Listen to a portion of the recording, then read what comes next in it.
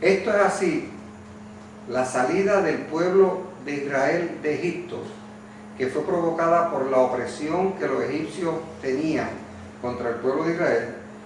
Dice Éxodo 1:12, por cuanto más los oprimían los egipcios a los israelitas, por cuanto más los oprimían, tanto más se multiplicaban y crecían, de manera que los egipcios temían a los hijos de Israel, y los egipcios hicieron servir a los hijos de Israel con dureza.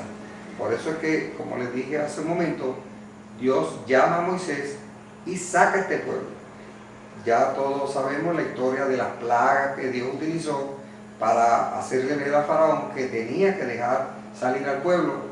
Vemos las cosas que sucedieron, pero quiero llegar ahora al punto donde Dios determina la salida de ese pueblo. Dios establece pactos, Dios establece leyes, y este pueblo que acaba de salir, que algunos historiadores y algunos teólogos estiman que pasaba de 2 y posiblemente hasta 3 millones de habitantes, lo que por lógica nos da a entender entonces que los habitantes del pueblo de Egipto estarían por esa misma cantidad de 2 a 3 millones o 4 millones. Dios saca a este pueblo, pero quiere darle unas leyes. Esas leyes, que es lo que nosotros conocemos como los mandamientos, no es otra cosa que la constitución que Dios establece para el pueblo de Israel. Son reglas, son modos de vivir, son leyes que ellos tienen que seguir para fijar una conducta y ser un pueblo civilizado. Ahora, estas leyes Dios se las da a Moisés.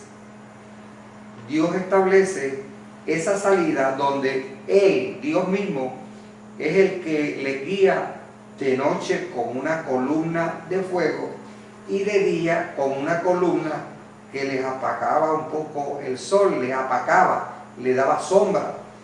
Dios los quería proteger. Da esta ley, y en la ley se establecen unos principios que, déjeme decirle, son los mismos principios de todos los países del mundo civilizado.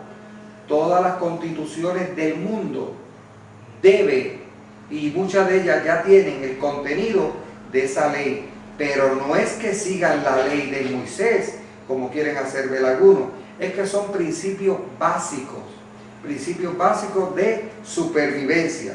Quiero leerles otro verso que tengo aquí, donde vemos a Dios protegiendo a este pueblo con estas leyes, y les establece que las leyes van a ser obedecidas tanto por los hebreos como por todos aquellos que salieron junto con el pueblo hebreo.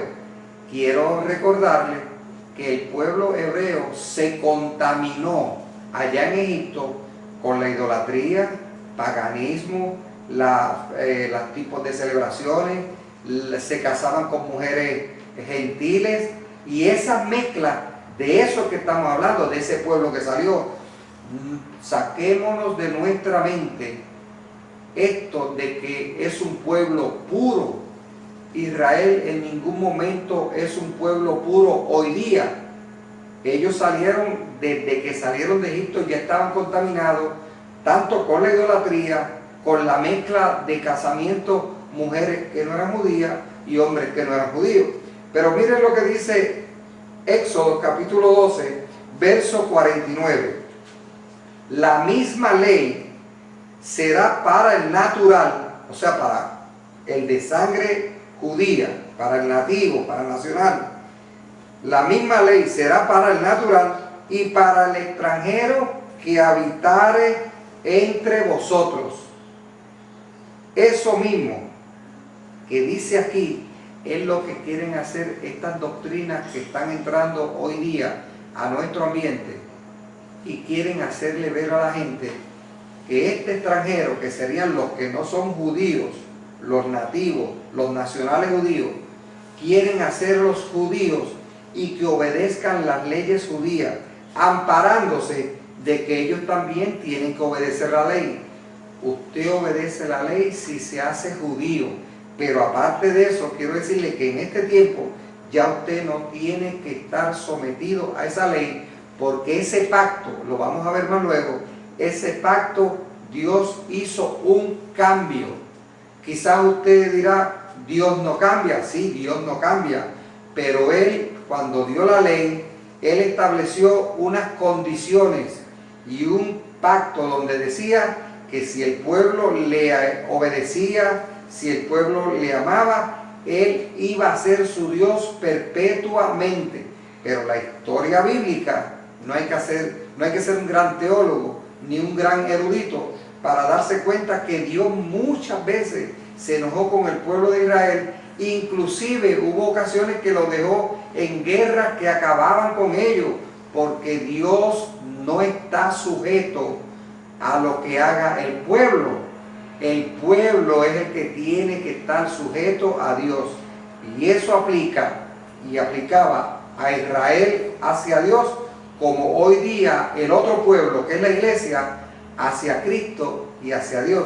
Por eso quiero que entendamos que la ley fue única y exclusivamente para el pueblo de Israel. Tan es así que cuando el pueblo de Israel sale por el desierto, las naciones que ellos tenían que enfrentar, luchar contra ellas, no tenían que estar sujetas a guardar la ley.